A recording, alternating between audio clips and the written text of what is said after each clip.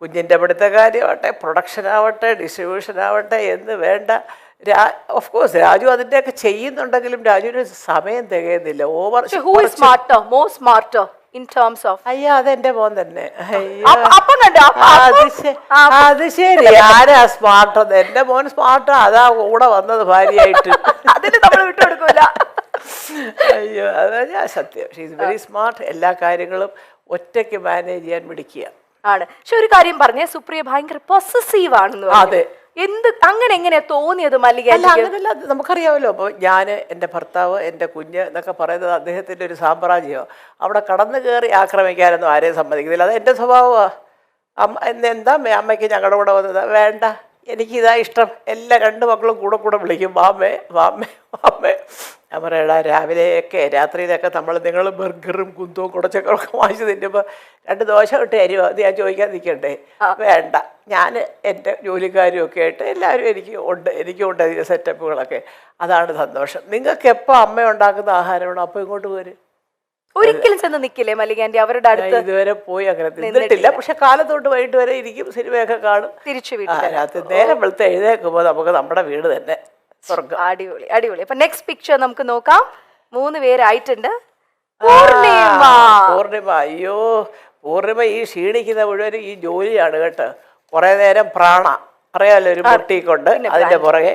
പിന്നെ മക്കൾ 2 പേരും നന്നായിട്ട് പഠിക്കും. എപ്പോഴും അവർ നന്നായിട്ട് പഠിച്ചുകൊണ്ട് അത് മുഴുവനും പൂർണിമയുടെ തലയില്ല. കാരണം ഇന്ദ്രൻ വീട്ടിലേ ഇല്ല. പിന്നെ എങ്ങനെയാണ് കുഞ്ഞുങ്ങളെ നോക്കുന്നത്? അതുകൊണ്ട് എപ്പോഴും ഞാൻ പറയുന്നൊരു പോയിന്റ് ഇതാണ്, 2 പേർക്കും അനുയോജ്യരായ 2 പെൺകുട്ടികളെ കിട്ടിയതാണ് അവരുടെ വിജയത്തിൻ്റെ ഒരു ജീവിത വിജയത്തിലെ എന്ത് പറയും? അമ്മയ്ക്ക് 50 വർഷം എന്ന് പറയുമ്പോൾ ഇപ്പം മൊത്തത്തിൽ എത്ര വയസ്സായെന്ന് അറിയാമല്ലോ അല്ലേ? അപ്പം അതുകൊണ്ട് ഇതുപോലൊക്കെ സ്നേഹത്തോടും ഇതെല്ലൊക്കെ ജീവിച്ചു പോവുക. അപ്പോഴേ ജനം പറയുള്ളൂ അമ്മയുടെ സ്വപ്നങ്ങൾ സഫലമായി. ഓക്കെ, എന്നാൽ ഒരു ചെറിയൊരു ചോദ്യം, വേറൊന്നുമല്ല, നമ്മുടെ ഓഡിയൻസിന്റെ ഇടയിൽ നിന്ന് വന്നതാണ്. ചെറുതായിട്ടെങ്കിലും ഒരു അമ്മായിയമ്മ മരുമകൾ പോരുണ്ടെങ്കിൽ ആ പോരെടുക്കുന്ന ആരെടുത്തായിരിക്കും? സുപ്രിയ. എനിക്കത് ഇഷ്ടമേ അല്ല. ഞാൻ എന്നെ കിട്ടത്തില്ല പോരിന്. ഞാൻ ഇവരുടെ കൂടെ താമസിക്കത്തില്ലല്ലോ. പിന്നെ പോരെടുക്കാൻ ഇതെങ്ങനെ പോരെടുക്കുന്നത്? ഞാൻ നിൽക്കത്തില്ല. ഞാൻ വേറെ അത് പറയാൻ മക്കൾക്ക് വലിയ പരാതിയാണ് കൂടെ ചിന്തിക്കാതെ. അതല്ല, അതുകൊണ്ടാണ് ഈ സ്നേഹം. നമ്മൾ കൂടെ കിടന്ന് വരവേ തീർന്ന കാര്യം അതോടുകൂടി തീർന്നു. അല്ല, എന്നാൽ ഒരു ഇച്ചിരി മല്ലികാന്റിക്ക് ഇവളെ ഒന്ന് സൂക്ഷിക്കുന്നതാണ് നല്ലതെന്ന് തോന്നിയത് ഇവരിൽ ആരെയാണ്? അതങ്ങനെ ചിന്തിച്ചിട്ടില്ല. ഇനി ചിന്തിച്ച് നോക്കാം അടുത്ത ഇന്റർവ്യൂവിൽ പറയുമ്പോൾ. ഇതുവരെ അവരെ കൊണ്ട് എനിക്ക് യാതൊരു ഇതുമില്ല. ഞാനിവിടെ വന്നതെന്ന് പറഞ്ഞാൽ ഉടനെ അവരെയൊക്കെ വിളിക്കുകയും ഭക്ഷണം വരെ ഉണ്ടാക്കി കൊടുക്കുക. അമ്മയ്ക്ക് ഇവിടെ കുറച്ച് ചിക്കൻ ഉണ്ടാക്കി അതിപ്പോൾ അങ്ങോട്ട് ഇതൊക്കെ അതറിയാം. ഞാൻ അവിടെ പോയി കഴിക്കുകയില്ല, അത് 2 പേർക്കും അറിയാം. പിന്നെ എന്തെങ്കിലും വിശേഷം പിറന്നാൾ അങ്ങനെയൊക്കെ ഉണ്ടെങ്കിൽ ഞാൻ രാവിലെ ചെല്ലും. അതാണ് വളരെ ഹാപ്പി ആയിട്ട് ഇങ്ങനെ അതുകൊണ്ടാണ് ഈ ഹാപ്പി ആയിട്ട് പോകുന്നത്. മോളെ സത്യം പറയാൻ പറ്റുന്നറിയോ, ചില അമ്മമാർക്കുണ്ടല്ലോ അവിടെ ചെന്നിരിക്കുമ്പോഴത്തേക്ക് ചിലപ്പോൾ ഒരു പക്ഷേ നമ്മുടെ മോനോട് കുറച്ച് കൂടുതലാണ്, ഞാനിവിടെ ഇരുന്നിട്ട് അവർക്ക് മൈൻഡില്ല, എൻ്റെ മോനെ വിളിച്ചോണ്ട് അങ്ങ് പോയി എന്നൊക്കെ ചിന്തിക്കുന്നവരോട്ട്. അല്ലല്ല, എന്നാൽ ഈ അമ്മമാർക്കൊരു ആൺമക്കളോട് ഒരു പ്രത്യേക ഒരു ഇഷ്ടം അല്ല. അത് പലർക്കും ഉണ്ട്, പൊസസീവ്നെസ് കൂടുതലാ അമ്മമാർക്ക് ആൺപിള്ളേരോട്. പക്ഷെ ഞാൻ പറയുന്നത് നമ്മൾ ചിന്തിക്കേണ്ടതേ, നമ്മളാണ് ആ സ്ഥാനത്തെങ്കിലും നമുക്കൊരു ജീവിതം വേണ്ടേ? ഞാൻ, എൻ്റെ ഭർത്താവ്, എൻ്റെ കുഞ്ഞ്, അതിനകത്ത് ഒരുപാട്. പക്ഷെ തെറ്റ് കണ്ടാൽ പറയണം, അത് കാണിച്ചത് ശരിയായില്ല എൻ്റെ മോനെ എന്ന് പറയാം. അത് ഇഷ്ടപ്പെട്ടാലും ഇഷ്ടപ്പെട്ടില്ലെങ്കിലും പറയാം. ചുമ്മാ എന്തിനാ? അതാണ് മോളെ വിളിച്ചോണ്ടൊരു സിനിമയ്ക്ക് പോയാൽ എന്നാലും അവൻ എന്നെ വിളിച്ചില്ലല്ലോ എന്ന് പറയുന്ന അമ്മമാരെ ഞാൻ കണ്ടിട്ടുണ്ട്. ഇവർക്ക് പോയി ഒരു സിനിമ കണ്ടൂടെ? അവരുടെ കീഴിൽ തന്നെ 2 പേരുടെ നടക്കിരുന്നേ കാണാവോ? അല്ല, അതൊക്കെ ശരിയല്ല. അത് അങ്ങനൊന്നും അമ്മായിയമ്മമാരും വിചാരിക്കരുത്. പൂർണ്ണിമേശീനെ ഞങ്ങൾ വിളിച്ചപ്പോൾ ഞങ്ങളോട് പറഞ്ഞ മല്ലികാന്റി ആണെങ്കിൽ ടേക്ക് കെയർ ചെയ്ത് നോക്കിക്കൊള്ളാം എന്നാ പറഞ്ഞത്. അപ്പൊ അത്രയും വിലവടാണ്. ഇനി അടുത്ത പിക്ചർ തുറക്കാൻ പോകുന്നു. 50th ഇയറിൽ എന്താണ് പറയാ? ഇതാണ് അച്ഛമ്മയുടെ ഒരു പൊന്നുമോൾ. അവള് എല്ലാം ഉപദേശിക്കും എൻ്റെ മോനെയും ഒക്കെ.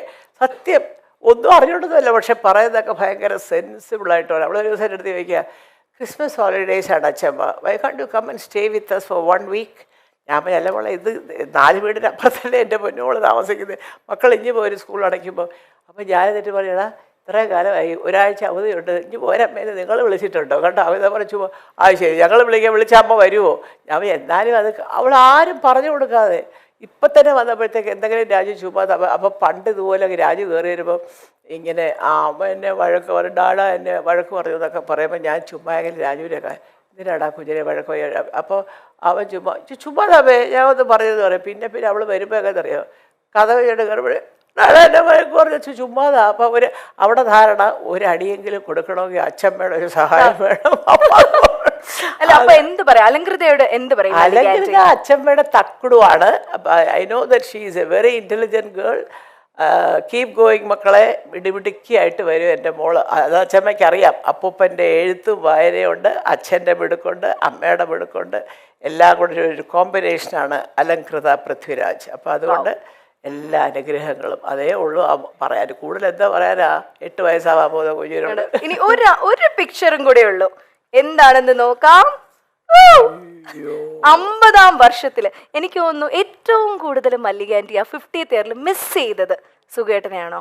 തീർച്ചയായിട്ടും. എന്താ സംശയമോളെ, കൊള്ളാം. എനിക്ക് ജീവിതം തന്ന, എനിക്കിതെല്ലാം തന്ന ഒരു ദൈവ അവതാരം പോലെയുള്ള ഒരു മനുഷ്യനാണ് അദ്ദേഹം.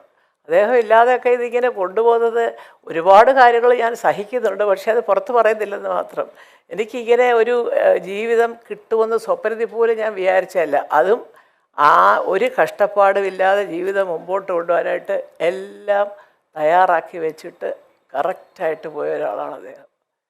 ഇദ്ദേഹം ഇല്ലെങ്കിൽ ഇവരാരും ഇല്ല, എല്ലാം ബിഗ് സീറോയാ. പിന്നെ എന്നാലും എന്തായാലും ഒരു കാര്യം ഇപ്പൊ സുഖേട്ടൻ ഇത് കാണുന്നുണ്ട്.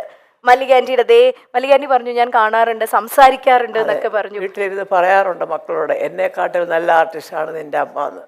അതുകൊണ്ടാണോ എന്നറിയില്ല, അതോ എപ്പോഴും പറയും എടപ്പാളുകാർ നേരത്തെ പോകും, 55 വയസ്സാണ് മാക്സിമം ആയുസ് എന്നൊക്കെ പറയും. ഏതായാലും എൻ്റെ സുഖേട്ടായി ഇത്രത്തോളം എത്തി ഉണ്ടായിരുന്നെങ്കിൽ എനിക്ക് എന്തൊരു ബലമായിരുന്നു തന്നെ. അതൊന്ന് ആലോചിച്ച് നോക്കിയാൽ മതി അവിടെ ഇരുന്ന് കേട്ടാ. ഞാൻ ഒന്നും പറയുന്നില്ല. Thank you. ഒരു വലിയ കൈയടി കൊടുക്കുകയാണ്. മനസ്സറിഞ്ഞ് തന്നെ മല്ലിക ആന്റി നമ്മളോട് മനസ്സറിഞ്ഞ് ഇത് ചെയ്തിരിക്കുന്നു.